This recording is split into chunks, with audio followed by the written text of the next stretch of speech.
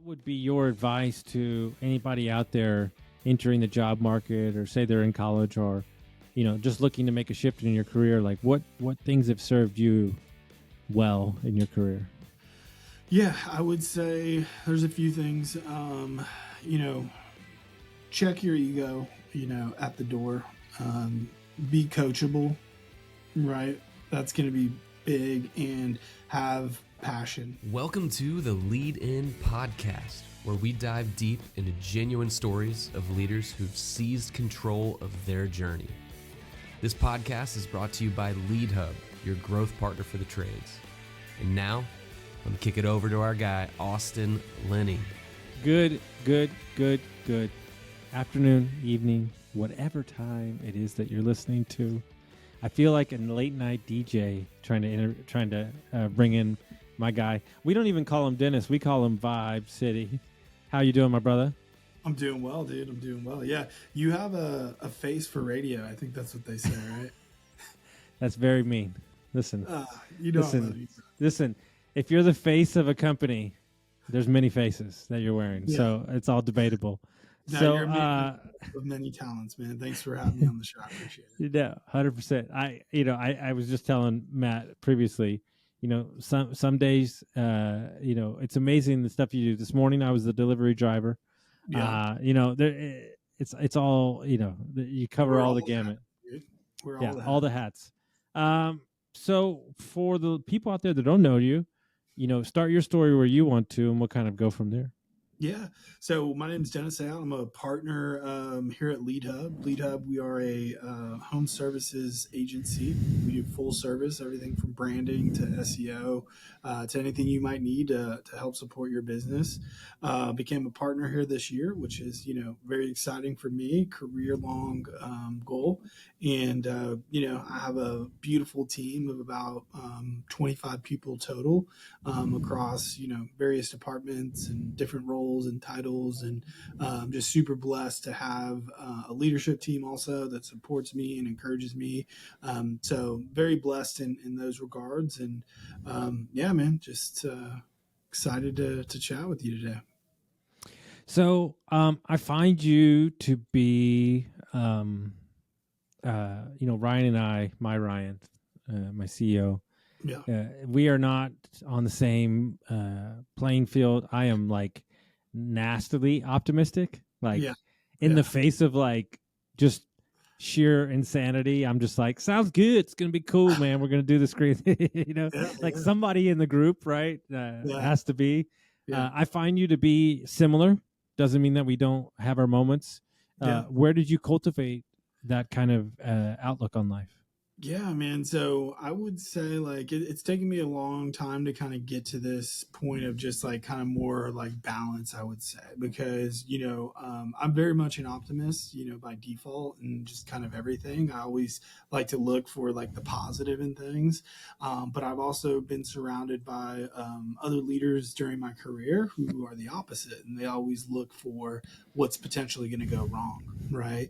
And so if you index one way or the other too much, it's either rainbows and butterflies, or it's the world is coming to an end. And so, I didn't want to be always on the rainbows and butterfly side, because you got to be able to be realistic about situations at times. And so I've been fortunate that I had some incredible mentors that I was able to learn from and watch and understand how they operated. And I just carried that into kind of what I do. I also pride myself in being a really great listener. I'm always trying to listen to the last three words somebody says. And if you think about that, you never know what the last three words are going to say. They're going to say. So you got to be engaged. And so I'm always trying to be a good listener and understand and, analyze things and try to make educated, guesses. But naturally, I will get excited about stuff, and, and I might move a little bit faster on things without having all the information. And it's just, really reminding myself hey, let's stay balanced here and understand, especially as I've moved into, leadership roles and understanding, in times of turmoil, you got to be the one that is steadying the ship and making sure through the storm, we'll make it. And then, on the other side, when everything is good, is reminding everybody for, the hard work they've done to get us there, but also saying our work isn't done and there's still opportunity for us to get better and to grow.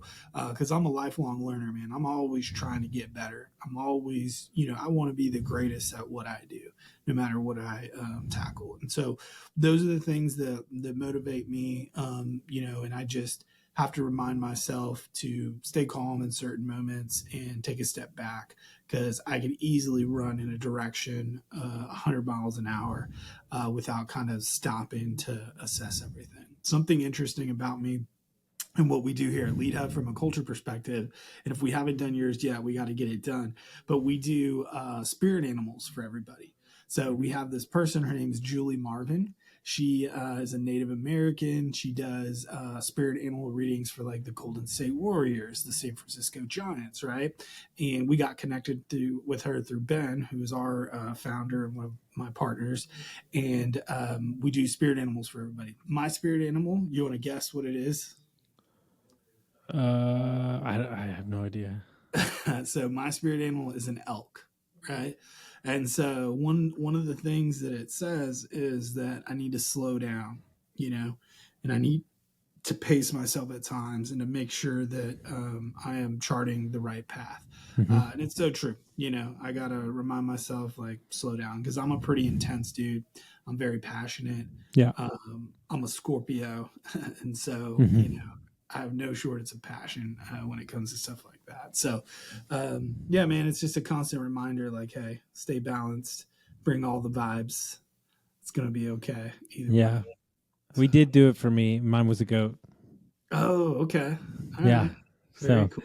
Yeah. So that means like what? You can like handle any terrain and you're just like, So people, okay, I used to cycle a lot. And since I moved to the middle of nowhere, I don't cycle as much because I would die on these roads.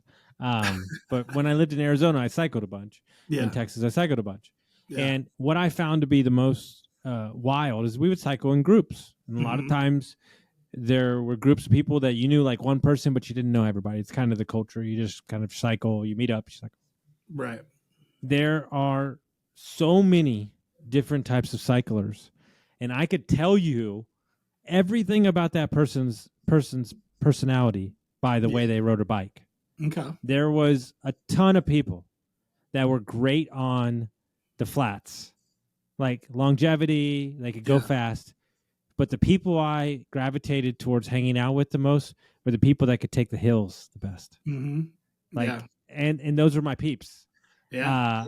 And stuff, right? And it's not fun. Nobody wants to do it. Right. But like, there's people that would be like, "Oh, this is a challenge. We're good." Like, and so like one of my favorite things to do is I can tell people's spouses, I could tell people's bosses, I could tell people's the owner of a company by meeting the people, not knowing that person.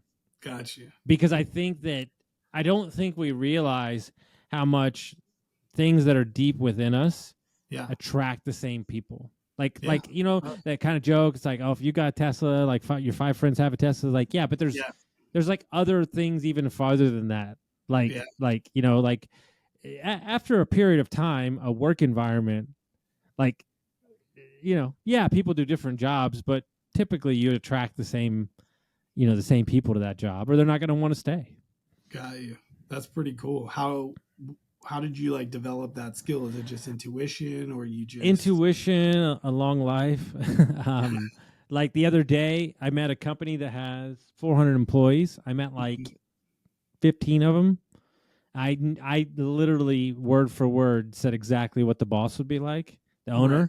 Yeah. When I met him, he was exactly that. So gotcha. Yeah. Okay. And he was like, look, you attract what you attract. Like, he's like, I hire what I'm looking for. And so what I'm saying all that to say is that I think most people, they're looking for external reasons or external things to change them.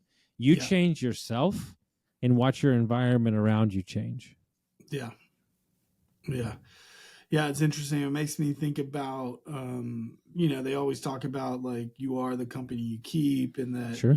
A players want to play with A players, and so I think of that stuff a lot of time as well. And as you kind of talk about it, I think about my leadership and my reflection of them. And because a lot of times I do want, to be a reflection of them and be able to, obviously make them proud, but also, help fulfill the vision that they've set forth on what they want us to accomplish. So that's cool, man.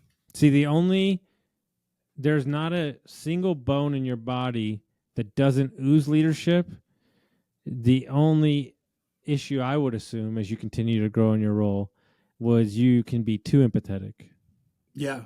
Yeah, that's a great point, man. I was talking about it this morning, and you always get those Instagram reels and little shorts and stuff, which I love watching yours, by the way. But I saw one the other day, and it's like, to be a leader, you have to be courageous enough to be disliked, right? Yeah. And part of like the fabric of who I've always been, the nice guy, and I assert my authority in different ways than some folks might, right? Sure. You got your kind of, iron fist type of leaders and stuff like that. I'm not really that way. I'm very, much communication based and want to understand the why, but also make it clear why, the things I ask are important. So that's one thing that I did struggle with early on is, I got to be liked by everybody and not get in my feelings when somebody didn't, right? Because I used to get loyalty kind of mixed up in thinking that you had to be loyal to one person, but it's really the whole of the organization. And, it's not just about one person. And so, it still sometimes is tough to accept because no one wants to be disliked, at least for me. And so but it's a good point you bring up. It's something that I think about, and again, something just part of my leadership journey that I remind myself of. See, I think what I've noticed, and this kind of hit me last week, is I don't think we view leadership as presence when really it is. Mm-hmm. A lot of times the employees don't need something from us. They want to see us there. Right. Oh, for sure. Because that is stability, right? Mm-hmm. And when people have stability, their anxiety, their feelings are comfortable. Yeah. Right. And so they're going to perform better. We think leadership is, in your face or rah, or whatever motivation. And at the end of the day, it's, I think it's the most interesting topic that is out there because it's so fluid. It means so many things to everybody. I told Brendan this last week. I was listening to my new favorite podcast called The Glue Guys. It's Shane Battier, Alex Smith, and the guy who took Instacart IPO. Okay. And they were talking about leadership, and he did a bunch of talks for Google. Okay. And he was talking to the Google developers. And so since Google tracked keywords, okay, leadership has been in the 91 percentile and up. Most years it's 99%. Googled term, okay? Googled term, right? Teammate had been Googled 1%. Wow. And so we all want leadership. We all seek it. We're all trying to learn it for ourselves. Yeah. But I believe that it can only be learned through doing, right? And you have to be comfortable making mistakes because as a leader, really at the end of the day, as long as you admit, so what I've been doing now is my team, if we're in a, we're trying to negotiate a deal or close something that's like, we need it, like they're like, how are you? Or does this stress you out? And I'm like, no, not at all. This is great. I'm good. I have to like do that thing. Sure, but then after it closes, I've told them like 3 days later, I was like, oh God, I can't believe we got that done. And they're like, I knew it. And I'm like, yeah, but in the moment I had to betray that that I had it together, Yeah. You got to be the steady force in it all. And it's like, Similar to like your parents, like sometimes you never knew anything was wrong, Mm-hmm. until Mm-hmm. years later where they say, actually, yeah, this was a big deal. But they got to remain steady because what we do is like very much like contagious, and the emotion and energy we put out, the team feels it and they feed off of it and they become a reflection of us. And so even with my team of managers and the leaders I have under me, I'm always constantly reminding them we got to be very self-aware of our own actions and what we're doing and portraying, because the team will pick up on that and they will mirror that as well. So it's another good point for sure. So as you've progressed in your career, Yeah.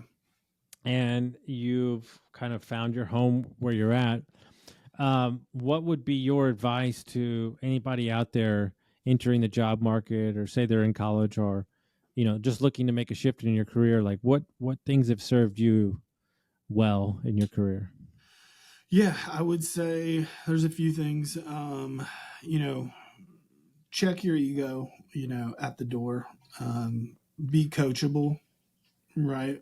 That's going to be big, and have passion, right? So somebody can come in and have an amazing, resume, but if they're not passionate about what they're doing, and I have somebody that's maybe less qualified, I'm usually going to pick them over that person most of the time. And if they're coachable as well. So coachability and passion are the two things that I really look for. With coachability, you could say a lot of people, may not have an ego. Sometimes they do. It's not always a bad thing, because you want people to be great and to, succeed in their role. So those are the first two things I would say, especially for somebody who is fresh out of college and coming in. Have a thirst for knowledge, man, like an unquenchable thirst for knowledge. Especially coming out of college, you gotta be willing to want to learn everything you can about the field or role that you're going into. And I think there's been a false kind of perception, at least in the social kind of media space. One thing that we see is like everyone believes that they are a social media content producer or influencer or things like that, and it's hard for people, not to get that. And so sometimes they come in and their britches are a little too big, and I will immediately start, asking them questions about it, and then it really humbles them pretty quickly once they realize like, oh, wow, I'm missing many layers, to this. Sometimes I get satisfaction from it. I'm not going to lie. You know what they call that, right, in Texas? What's that? All hat, no cattle. Yeah, exactly. We used to call it back in like the football days. It was like look like Tarzan, play like Jane. I don't know if you ever heard that one, but yes, I have. kind of a similar deal there. So, so be coachable, have passion, and have a thirst for knowledge. So that's what I would tell somebody coming out. Somebody is looking to maybe make like a career change and kind of go a different route, because that's what I did. I wasn't always in like the marketing space. The most important thing here is to be able to merchandise your transferable skills, right? Even for folks who don't feel that they're that qualified for a role, I guarantee you can find, because of your past experience, I guarantee you can find in your past experience transferable skills that will align what needs to be with a current role. So I'll give you an example. So say you're like a cashier at a grocery store, right? And your job every night is like you got to count your drawer. You got to make sure all the money was there, right? You got to interact with customers and ensure that you're providing good service. Well, you could take those skills and align them with what potentially an account executive would be on the marketing side, right? Because similarly to the customer service you need to provide, at the cash register and be what we would call client facing, you got to do the same thing on the account service side, right? You got to be able to be client facing, communicate with them, and, make them feel good about, what is occurring there. The whole thing about like balancing, your drawer at the end of the day and making sure every dollar is accounted for. Similar thing in the account executive role in terms of owning a marketing plan and understanding that all your dollars and cents like line up, and like, I spent this and it aligns with this, and at the end of the day it all balances out, right? Mm-hmm. And so those might not be the greatest examples, but just to try to illustrate, like, really look for transferable skills. Like, what can I merchandise from my past roles that aligns with this new kind of job description that I'm looking for? And so that's probably the best piece of advice for somebody. And then all the other stuff I just said too about being passionate and coachable, and a thirst for knowledge, I think that applies to anybody regardless of kind of where you at or what stage in life. And I think that's one thing that served me super well, is that I'm always willing to learn, dude. Like, I'm like Kobe Bryant, dude. I want to go work out with Akeem Olajuwon. I want to go work out with the GOATs. And I want to know, how did you do the dream shake? Teach me the dream shake, dude, because I'm going to put that in my arsenal. And I'm going to go out and put up, 70 points a game. You know what I'm saying? And so, like, the leaders that I get to work with, dude, I want to know, what is the secret sauce you got going on? Because I'm going to add that to my vibes, baby. And we're going to just level up. And to do that, you have to be humble and willing to say, hey, there's probably a better way or an alternate way to do this. And sometimes people get caught up too much in thinking that their way is the best way potentially, or the only way. And I, think that there are some reasons for that. Number one, people don't ever want to give the sense that they're wrong, because I think culturally, when you go through school and everything, if you get a wrong answer, it's like, bad, no, this isn't any good, right? Which, being wrong is just an opportunity to find out how to become right. And, so that, I think, is one thing. Other people, they just want to not be able to check their ego and say, okay, you know what, maybe I don't, know it all, or I'm not exactly, sure if I'm doing it the right way. So I think people get in their own heads about why they can't just let their guard down and say, okay, let me learn from this person and see what's up. So any opportunity I get, even our competition, man, I'm like, I want to know what you're doing. How are you reporting? How are you going out and getting clients? How are you doing this? Right? There's a reason they became successful. And if I can take all the best parts and, bring them within my organization and coach my team on it, dude, you better believe I'm going to do it, because I want a team of rock stars who have every single tool that they need to be successful. So yeah, man. So that's the spiel there. No, I love it. I think I always think to myself, take what you want, leave behind what you don't.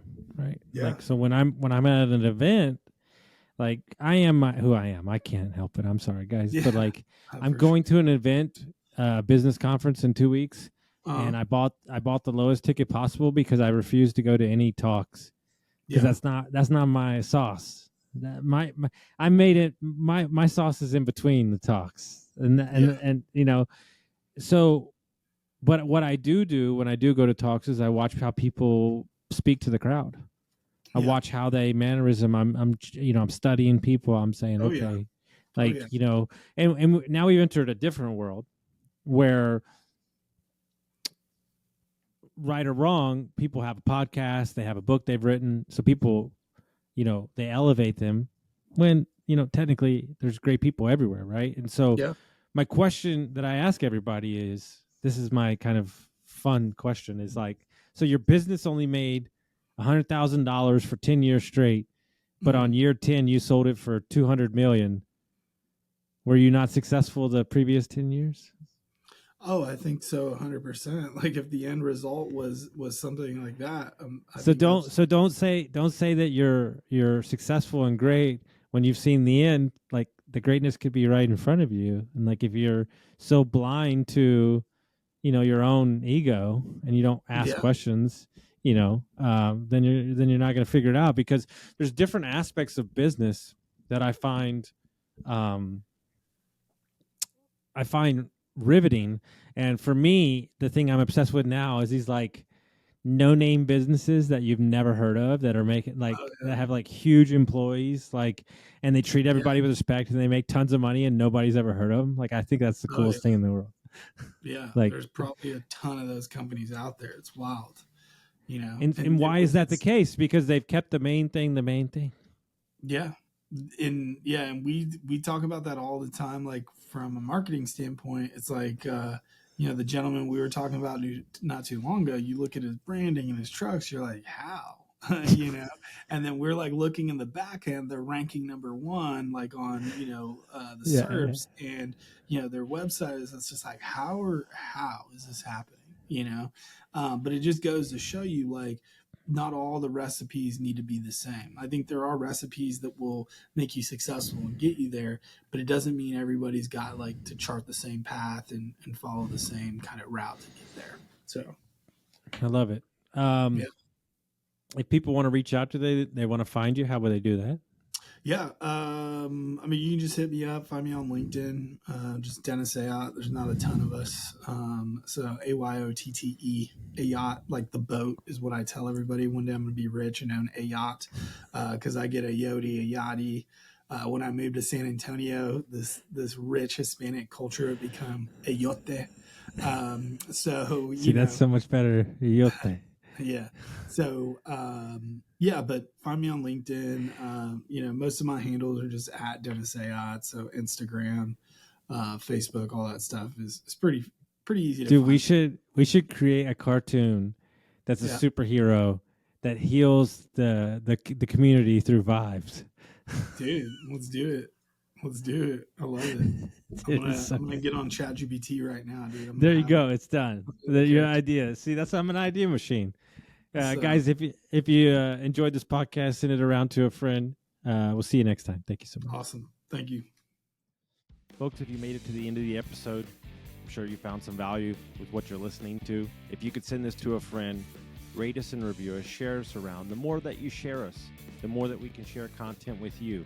Thank you all so much for your time and listening, and we'll see you next time.